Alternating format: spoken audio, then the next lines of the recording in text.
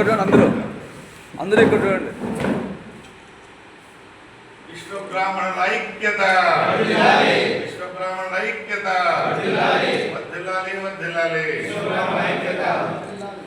ముందుగా మన కడప జిల్లా విశ్వబ్రాహ్మణ సంఘం అధ్యక్షులు వీరబ్రహ్మం గారు, సీనియర్ నాయకులు సెల్వం గారు,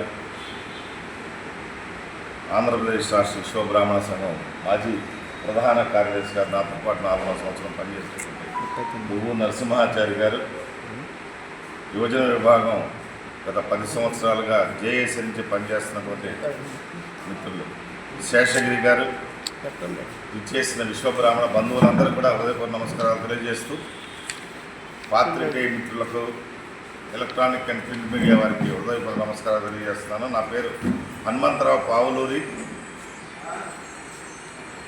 ఆంధ్రప్రదేశ్ బీసీ ఉద్యోగుల సంక్షేమ సంఘం రాష్ట్ర అధ్యక్షుడిని, అదేవిధంగా జాతీయ కన్వీనర్గా పనిచేస్తూ ఉన్నాను.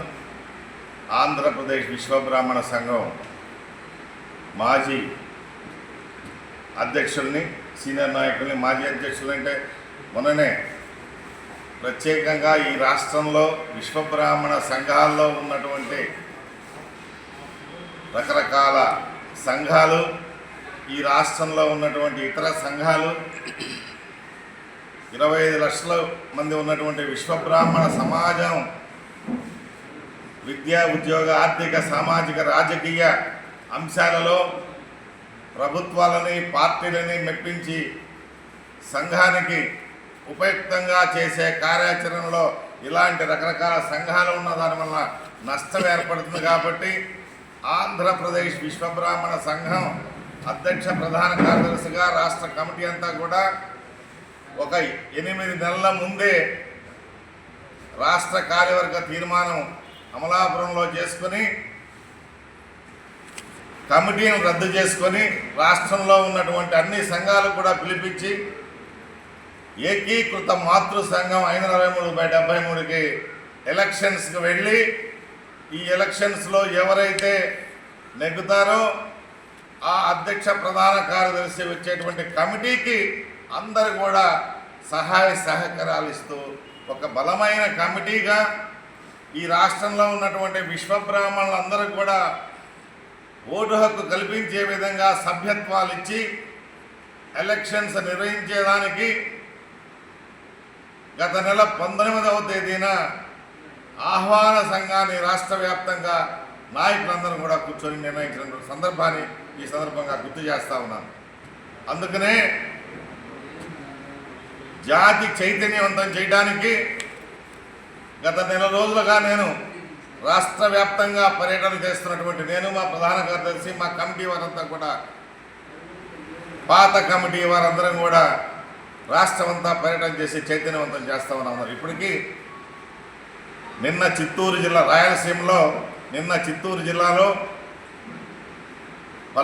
పీలేరు, మదనపల్లి, చిత్తూరు 3 ప్రాంతాల్లో చేయడం జరిగింది. మొన్న కర్నూలు, ఔక్ అంటే నంద్యాల 2 జిల్లాలో కార్యాచరణలు తీసుకున్నాము, దాదాపుగా 6 ప్రాంతాల్లో.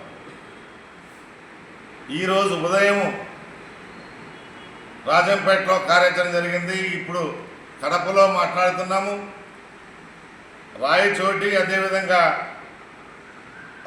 అన్నమయ్య జిల్లా, తదుపరి కదిరిలో 7 గంటలకి కార్యాచరణ పెట్టుకున్నామన్న విషయం కూడా ఈ సందర్భంగా తెలియజేస్తూ,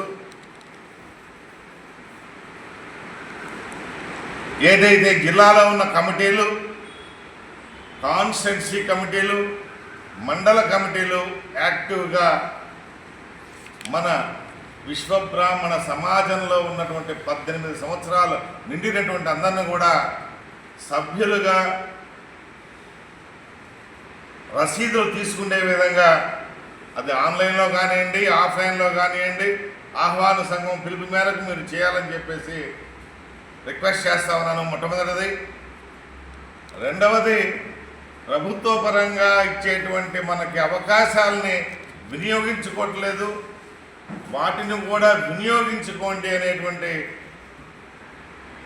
ప్రధానమంత్రి యోజన పథకాల కింద, విశ్వకర్మ యోజన పథకాల కింద కానివ్వండి, ప్రైమ్ మినిస్టర్ ఇతర 3 రకాల పథకాల్లో 1 లక్ష నుంచి 25 లక్షల వరకు కూడా రుణాలతో కూడిన సబ్సిడీలతో ఇచ్చేటువంటి లోన్లు కానివ్వండి, పంచవృత్తిదారులుగా ఉన్నటువంటి పంచదాయమైనటువంటి మనకి carpenter cluster, goldsmith cluster, శిలాశిల్పుల క్లస్టరు, బ్లాక్ స్మిత్ క్లస్టరు, కంచర్ల క్లస్టర్, ఈ విధంగా పంచవృత్తులు 17 వృత్తుల్లో ఇస్తున్నప్పటికీ కూడా మెజారిటీగా ఉన్నటువంటి 5 వృత్తుల వారమైనటువంటి విశ్వబ్రాహ్మణులు పూర్తి స్థాయిలో వినియోగించుకునే విధంగా మీకు చైతన్యవంతంగా శిక్షణా కార్యక్రమాలు కావాలన్నా చేయడానికి అవకాశాలు చెప్పేది 2వ అంశము. దీంట్లో మనకి బ్యాంక్స్ అనేవి లోన్లు ఇచ్చేదానికి